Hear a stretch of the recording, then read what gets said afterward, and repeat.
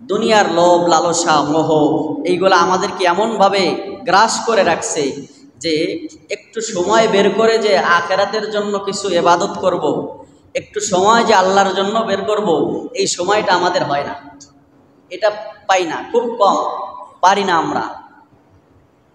কখনো কখনো দেখা যায় মালের মহব্বত, কখনো কখনো স্ত্রীর মহব্বত, ছেলে মেয়ের মহব্বত, চাকরি ব্যবসা ফ্যাক্টরি কৃষি এইগুলাই নানান দিক দিয়ে আমরা জড়িত, যার কারণে যদি বলা হয় 10টা দিন আপনি আল্লাহর জন্য একটু ফারেক হন, 10টা দিন ইবাদতের জন্য নিজেকে নিবেদিত প্রাণ বানান, বলে হুজুর আমার পরিবার আছে।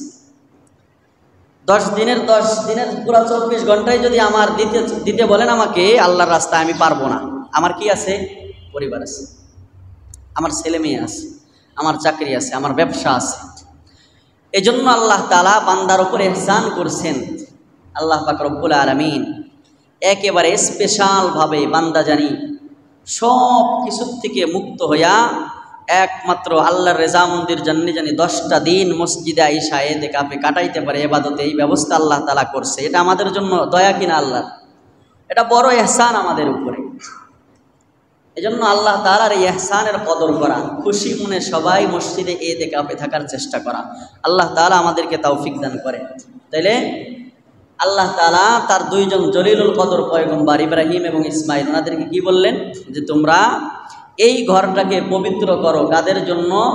যারা এই ঘরের তাওয়াফকারী তাদের জন্য, এবং যারা এই ঘরে ইতিকাফ করবে তাদের জন্য, যারা রুকুকারী সিজদাকারী তাদের জন্য। এবার আসেন, ইতিকাফের শাব্দিক অর্থ কি? ইতিকাফের শাব্দিক অর্থ হচ্ছে অবস্থান করা। ইতিকাফের একটা অর্থ কি? কথা বল না ভাই, একটা অর্থ কি? অবস্থান করা। যেহেতু ইতিকাফকারী মসজিদে 10 দিন থাকে, 10 দিন অবস্থান করে, এই জন্য ইতিকাফের একটা অর্থ কি? অবস্থান করা। 2 নাম্বার, ইতিকাফের অর্থ হচ্ছে অভিমুখী হওয়া। আল ইতিকাফ অর্থ অভিমুখী হওয়া। কোন অভিমুখী হওয়া? আল্লাহর অভিমুখী হওয়া। কোন দিকে যাওয়া? আল্লাহর অভিমুখী হওয়া। ইতিকাফের আরেকটা অর্থ হচ্ছে নিবেদিত হওয়া, মানে আল্লাহর জন্য একেবারে নিবেদিত হওয়া। ইতিকাফের আরেকটা অর্থ হচ্ছে নিরবিচ্ছিন্ন হওয়া। নিরবিচ্ছিন্ন মানে সব কিছুকে ছিন্ন করা। সব কিছুকে কি করা ভাই? ছিন্ন করা। সব কিছুকে ছিন্ন করা মানে কি?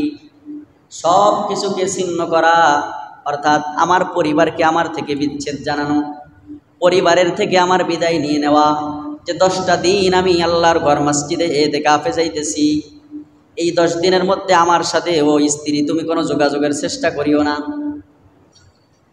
নিরবিচ্ছিন্ন হওয়া মানে হলো স্ত্রী সন্তান থেকে আলাগ হওয়া, পৃথক হইয়া আল্লাহর জন্য 10টা দিন দিয়ে দেওয়া।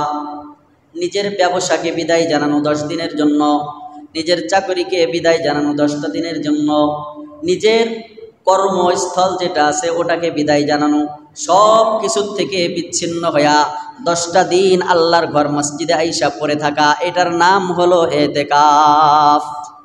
শাব্দিক অর্থে এটাকে বলা হয় কি? ইতিকাফ। এবার